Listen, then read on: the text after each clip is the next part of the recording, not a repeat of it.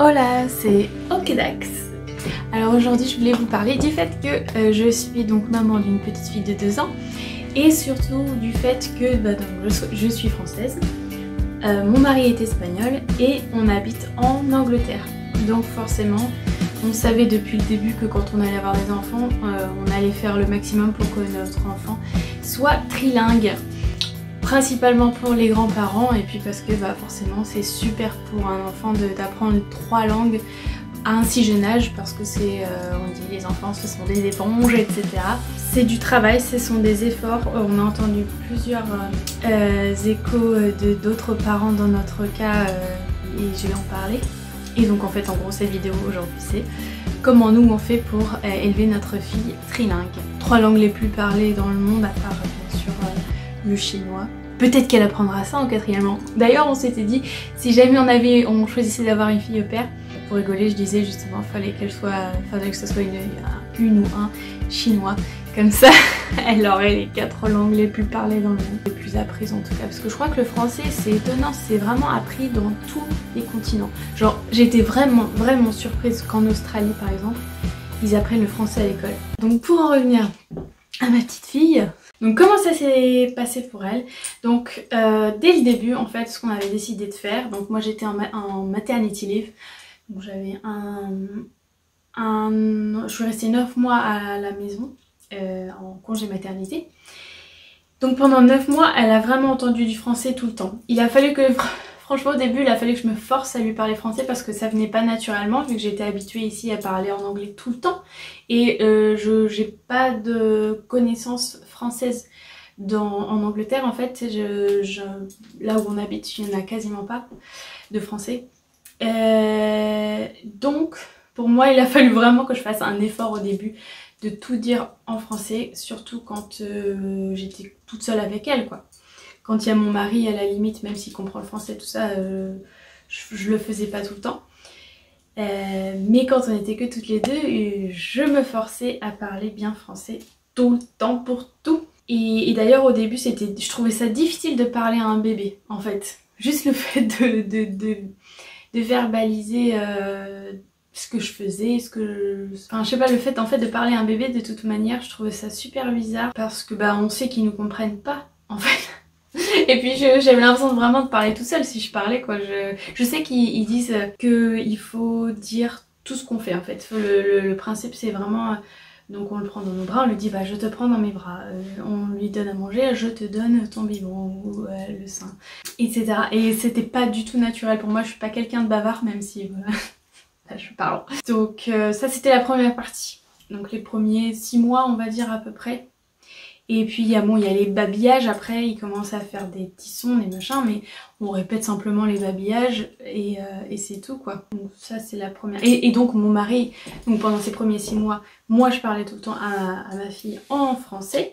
Mon mari quand il était avec elle, mais les premiers 6 mois forcément, il s'est arrivé quasiment jamais qu'il soit tout seul avec elle. Il lui parlait en espagnol. Et quand on est ensemble en fait on parle en anglais. C'est vraiment ce qu'on a fait en tout cas au début. Puis à part, bien évidemment, quand on était en Espagne, moi je parlais en espagnol. Quand on était en France, mon mari parlait en français. Et quand la famille venait, c'est pareil, on s'adapte en fait à l'entourage. Et donc ça c'était les premiers 6 mois, premiers 9 mois en fait, vu que je suis après retournée au travail quand elle avait 9 mois. Et donc elle est allée à la nursery, donc à la crèche. Et donc là, forcément, c'était que de l'anglais là-bas. Ouais, elle parlait pas, elle disait rien à part papa, maman, je crois. Du coup, c'était papa et maman. C'est pas maman ni mamie.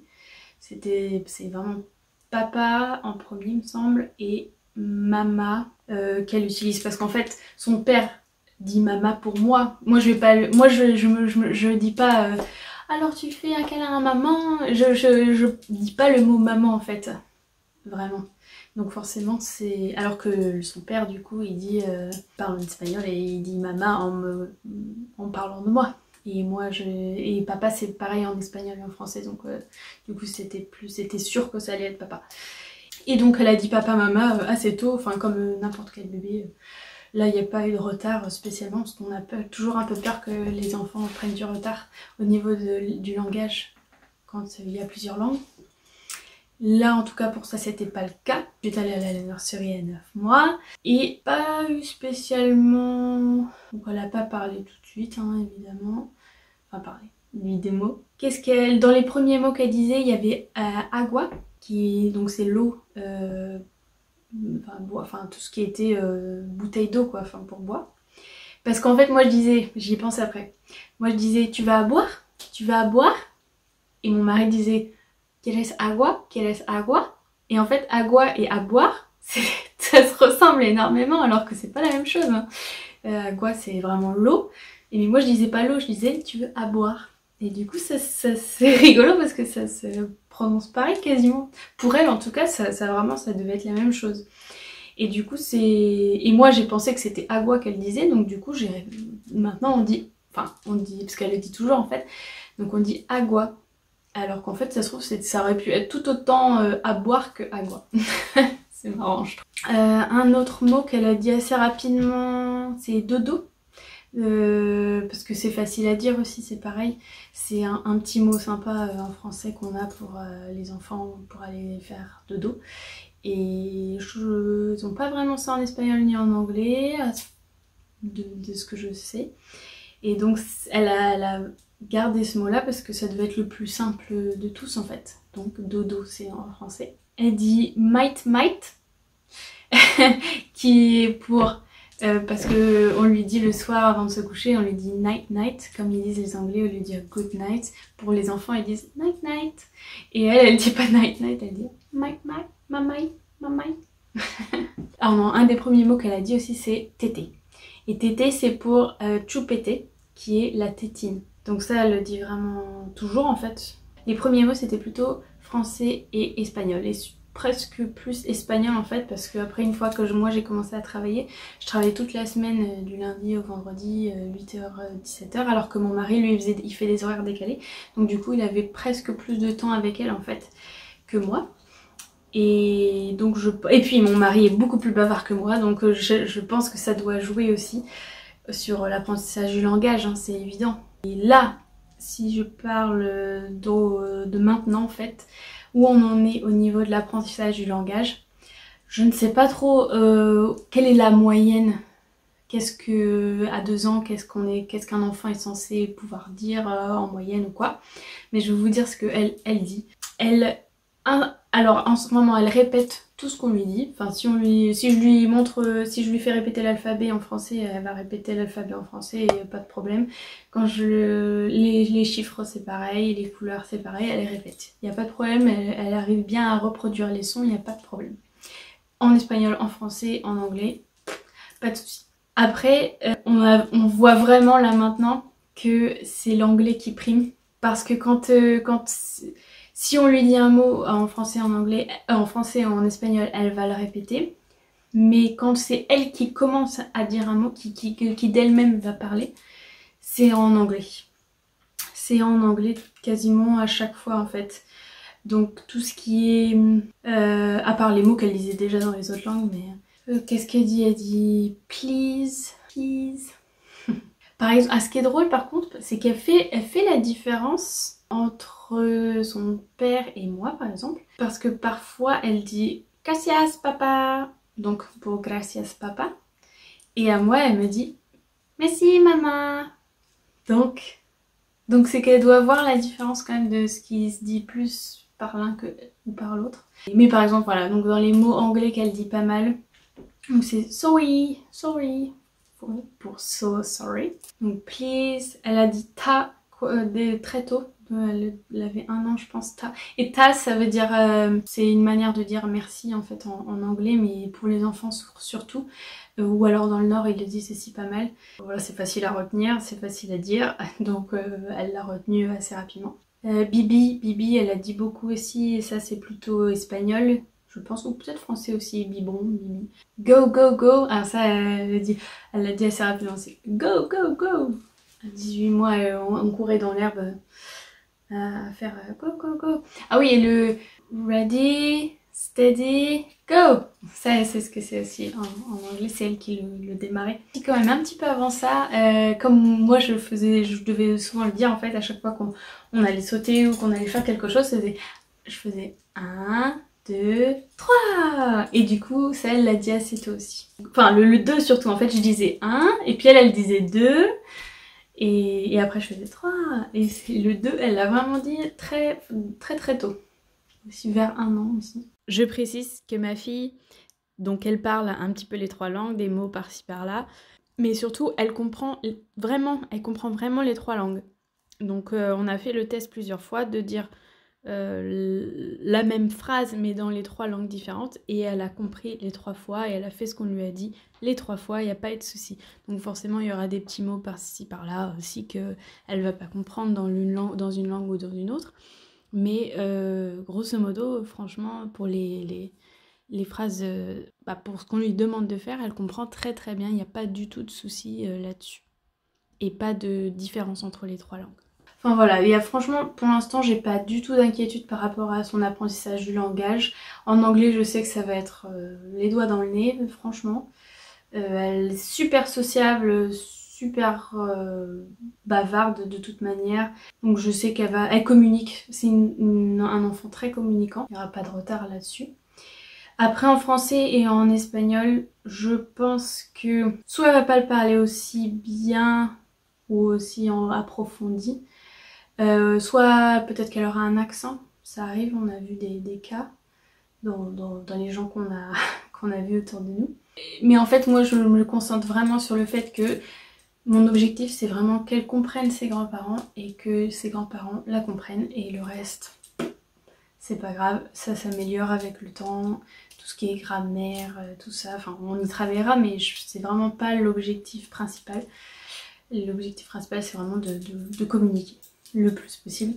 Et donc, donc à part vraiment le fait de parler en français à ma fille et mon mari de parler en espagnol, ce qu'on a fait jusqu'ici, donc dès le début, moi j'ai acheté des livres en français et on a aussi acheté des livres en espagnol. Moi au début je me suis essayée à lui lire des livres en espagnol, mais c'était pas du tout une bonne idée. Parce que c'est pas pareil. Et même les livres en anglais, j'ai du mal à lui lire parce que pas naturellement en fait, donc ça sert à rien je trouve. Je préfère me concentrer vraiment sur les livres en français et chanter. Voilà, pour moi les deux principales, ça va être mes principales bases en fait pour lui apprendre la langue. C'est vraiment les livres avec des musiques, les livres avec les objets, donc du coup on parle en français, on dit les objets en français, etc. Et de l'autre côté, donc les chansons, je pense que pour la prononciation, etc., ça va être super. Donc pour l'instant, elle chante pas. Elle adore la musique, elle adore écouter de la musique. Mais pour l'instant, elle n'arrive pas à sortir les sons. J'ai tenté l'autre jour avec Frère Jacques, je crois. Et donc, elle répétait Frère, elle répétait Jacques. Mais alors, Frère Jacques, ça passait pas. Bon, elle est encore jeune, hein, bien évidemment. Mais j'ai hâte qu'elle chante. Ah, un petit souci qu'on a rencontré en fait et où on a commencé à douter en fait de notre manière d'apprentissage, c'est il y a quelques mois. Crèche en fait, on a vu que elle a commencé à apprendre les couleurs et les chiffres. Et en fait, du coup on avait envie qu'elle apprenne les couleurs et les chiffres quoi. Mais du coup, on savait pas comment s'y prendre parce que si elle commençait à apprendre en français, et puis juste après en espagnol, et puis juste après en anglais, on avait vraiment peur qu'elle se mélange tout. Du coup, pour les couleurs, on a vraiment accentué quelques mois sur vraiment que en anglais. Donc je faisais ma phrase en français, tu as vu cette boule, elle est yellow. Du coup, on a fait comme ça pendant quelques mois. Jusqu'à ce qu'elle intègre les couleurs, parce que le fait que chaque couleur est différente et un nom, etc. Le concept en fait de la couleur. Et là maintenant qu'elle a compris le concept de la couleur et qu'elle reconnaît, qu'elle sait le dire en anglais, tout ça, là maintenant je commence à le dire moi en français.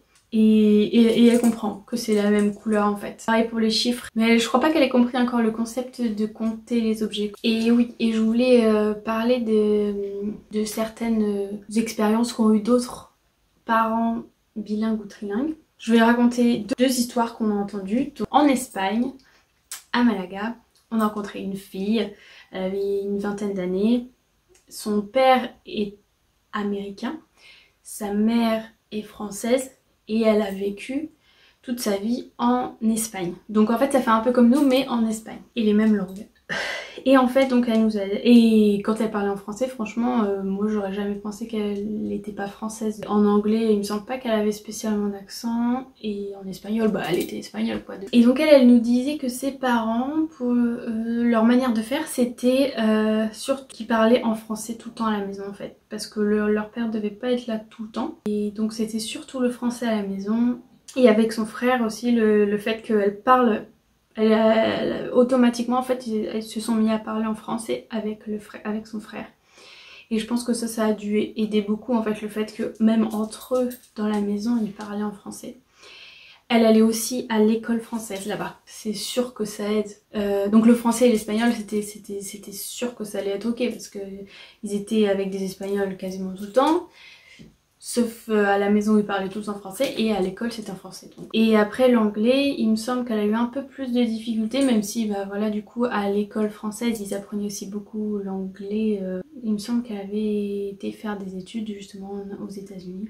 Bien gérer l'anglais de ce côté-là, de cette manière en fait. Donc elle, c'était parfait, c'était un très bon exemple, un exemple très positif pour nous. Et par contre, un autre exemple qu'on avait eu, c'était un parent... Donc la mère était française, le père était anglais et ils habitaient en Angleterre. Donc là par contre c'est un petit peu différent en fait parce que c'est sûr que ça allait, dans ce genre de couple, c'est sûr que l'anglais prime parce que un des parents est du pays. Et ils sont tout le temps en contact avec la langue du pays, donc le français du coup est un peu en minorité. Et en plus l'autre parent ne comprenait pas le français, donc forcément c'était moins facile de parler en français à la maison quoi je pense. Et elle disait que, donc elle avait un fils et une fille, cette dame, et elle disait, donc des grands enfants, hein, 18-20 ans, elle disait que son fils avait un dégoût du français, enfin il était pas du tout, il avait pas envie d'apprendre le français, il rejetait tout ce qui était français. Et en fait apparemment à l'école déjà, peut-être qu'on le vannait un peu sur le fait qu'il était français et tout. Et quand il allait en France, on lui disait que de toute façon son accent était pourri, donc ça lui donnait pas envie de parler français. Du coup il a complètement rejeté le truc. Et par contre la fille, elle a fait, bon elle a quand même un accent et tout. Mais elle adore le français, elle a fait des études en langue, fait dans tout ce qui est littéraire, donc c'est vraiment même dans une même famille, il y a un peu des deux. Donc tout ça pour dire que quand moi j'ai entendu ça, je savais même pas que c'était possible qu'on puisse... Enfin j'avais même pas émis l'hypothèse que ma fille peut-être un jour rejettera le français quoi. La France et le français et sa culture française, enfin ça m'était jamais venu vraiment à l'esprit et je me suis dit si elle doit choisir entre le français et l'espagnol, elle va forcément préférer l'espagnol parce que ici en Angleterre la plupart des gens préfèrent l'espagnol parce que bah, c'est leur destination de vacances, parce que c'est cool l'espagnol, c'est pas comme le français, un peu uptight. Voilà, c'est juste, c'est mieux vu je pense l'espagnol que le français. Et apparemment les profs de français qui y a en Angleterre, c'est un peu comme nos profs d'anglais en France. En général ils sont un peu bizarres, un peu space, hein, personne les aime, ils sont un peu isolés du reste des profs. Bon, en tout cas l'idée qu'on... Voilà le stéréotype du truc. Et c'est les profs de français ici quoi, donc forcément ça aide pas à avoir envie d'apprendre la langue. Donc voilà, on verra, je referai probablement une petite update d'ici un an, si je suis toujours sur YouTube. Et si vous avez des questions ou si vous avez des conseils, n'hésitez pas à me le dire, je serai très preneuse. Parce que c'est vrai que c'est important dans notre vie de nous dire que notre fille va comprendre cette culture, on a envie de partager notre culture quoi, la culture française. Déjà qu'elle connaîtra pas toutes les musiques, tous les films, toutes les émissions, tout ce qui nous a forgé notre culture française. Elle aura pas ça, donc au moins qu'elle ait le langage, un petit peu de chansons quand même, tout ça quoi. Qu'elle puisse avec le temps, plus tard, développer cette culture quand même aussi quoi. Qu'elle ait envie aussi surtout. Qu'elle ait l'envie. Merci d'avoir regardé cette vidéo. J'espère que ça a été intéressant pour vous. N'hésitez pas donc à mettre des commentaires par rapport à tout ça et à vous abonner si ça vous a plu, hein, pourquoi pas. Et à la prochaine. Bye bye. Relax.